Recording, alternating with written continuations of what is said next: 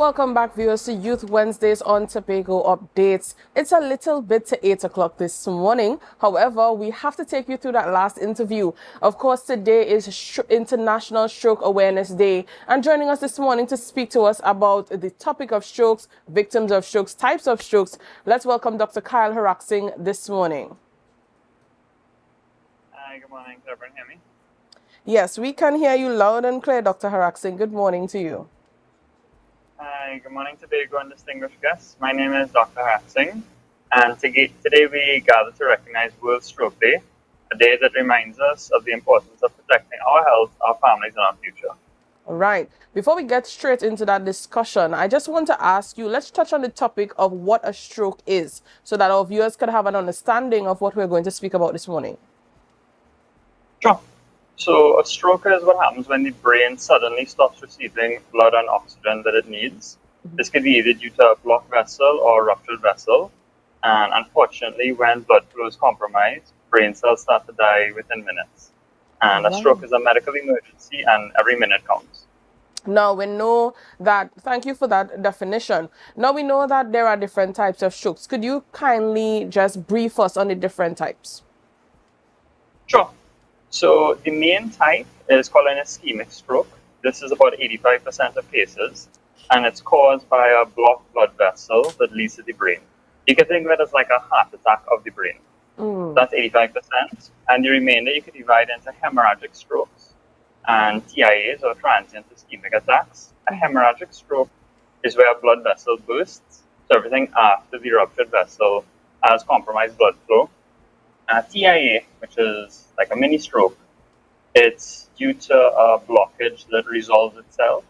And this type of stroke usually lasts for a few minutes to a few hours, but then all the symptoms go away without any intervention.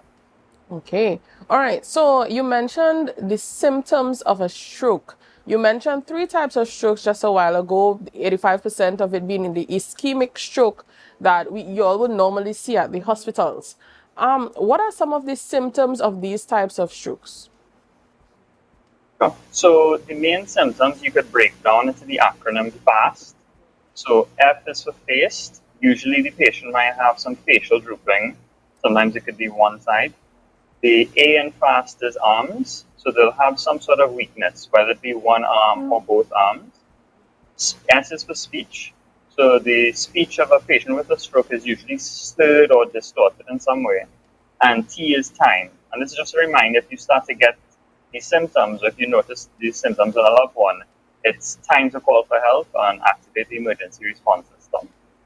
Okay, so fast being one word, yes, but do we see all of these symptoms at the same time, or can one happen and not the others?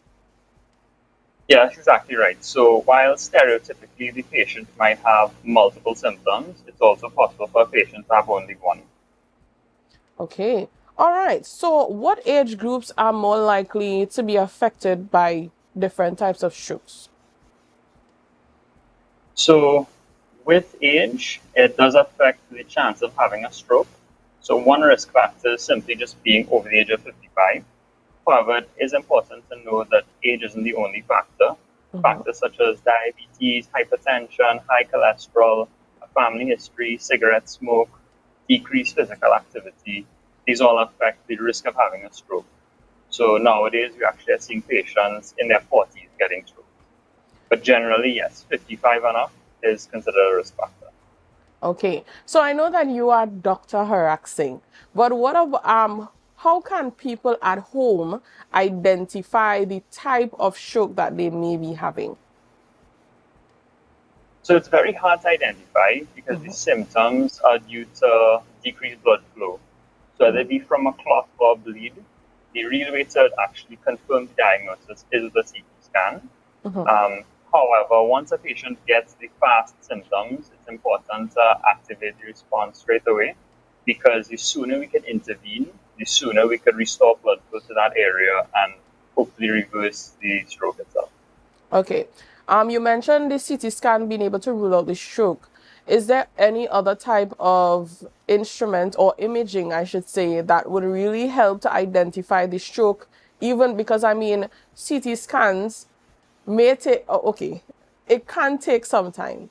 according to, where you're coming from, whatever be the case. Are there any other ways of identifying and diagnosing that you are actually having a stroke? So other than CT scans, the next thing would be something like an MRI.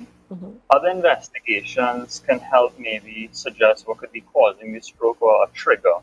But the primary investigation to look into what type of stroke or if a stroke is even there is a CT scan. Okay. But yes, ECGs can be done and ultrasounds, but these are more supportive tools. They're not the main tool. All right.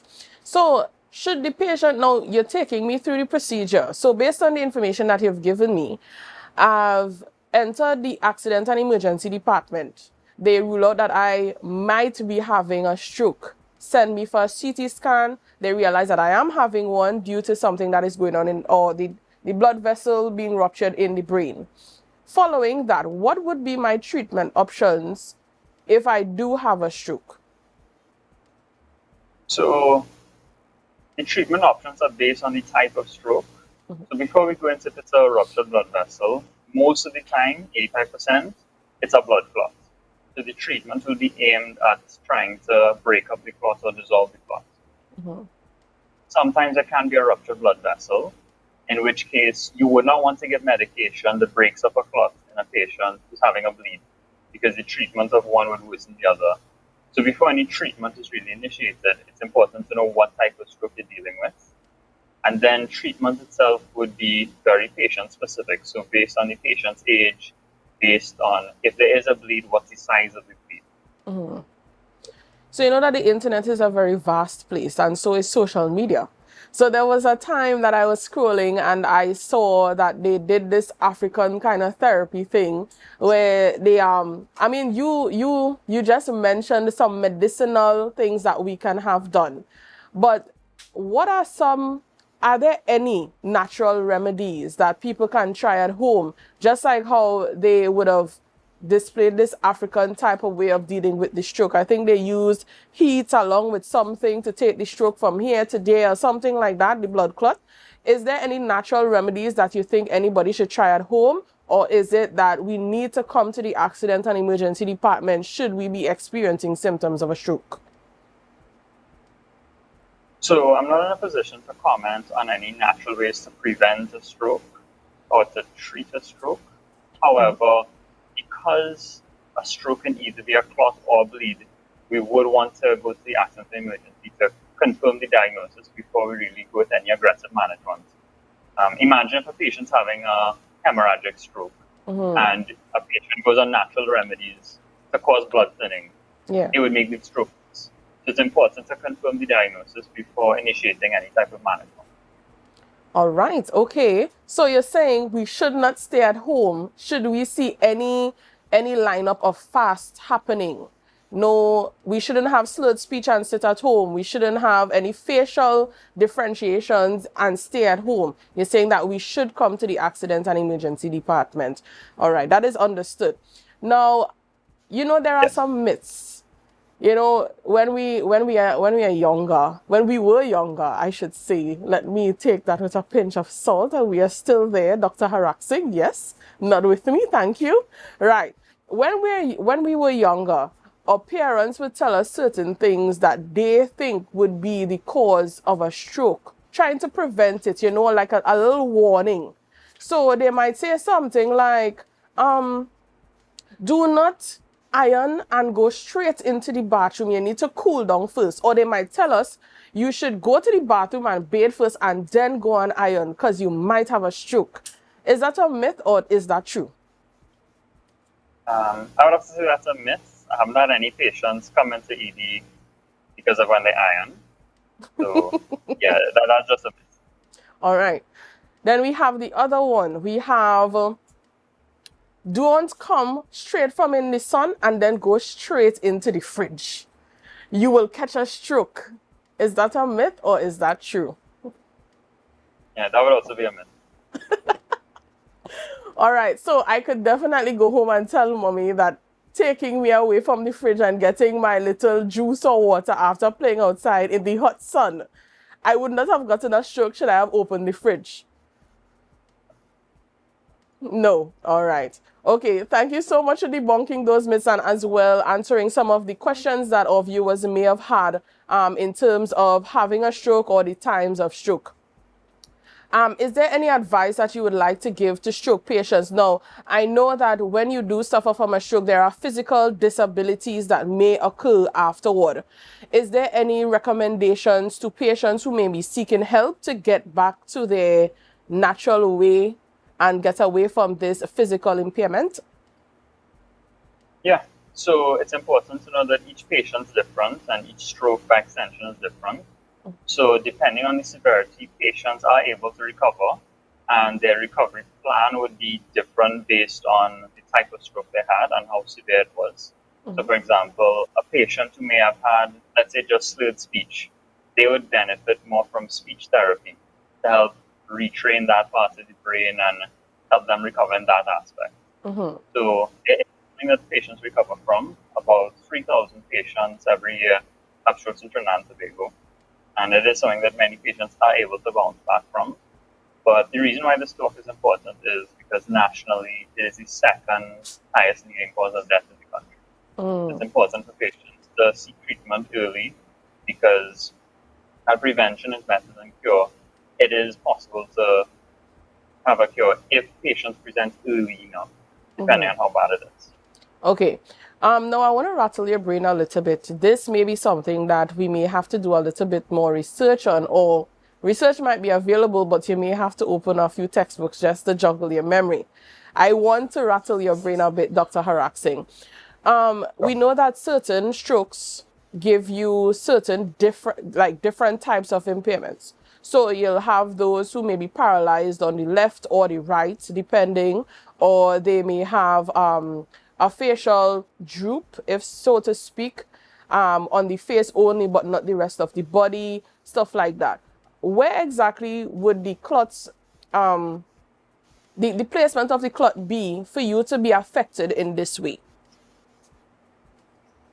So to answer this question, you really have to open a textbook. But there's a map of the brain that shows different parts of the brain that controls different parts of the body. And then there's another map of the blood vessels of the brain and which parts of the brain that supplies. So based on where the clot is, usually a left-sided stroke, it's because from a clot on the right side of the brain and vice versa.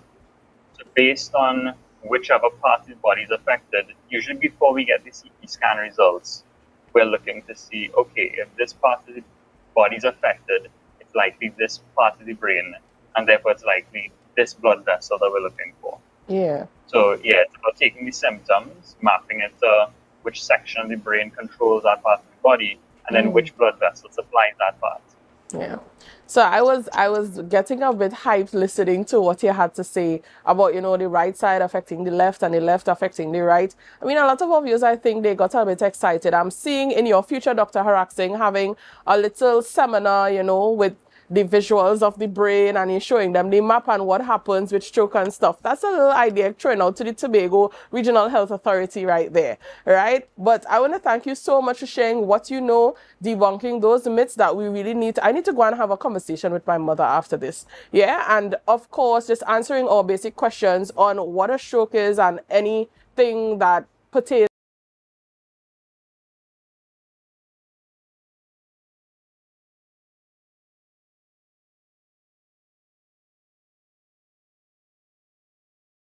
to having a stroke. I want to thank you so much for joining us here on Youth Wednesdays on Tobago Updates, Dr. Harracksingh. I hope that you do enjoy your day. And viewers, for those of you who are here live, share the live, share the live. Up next, we do have Good Morning Tobago with Ms. Chanel Felix.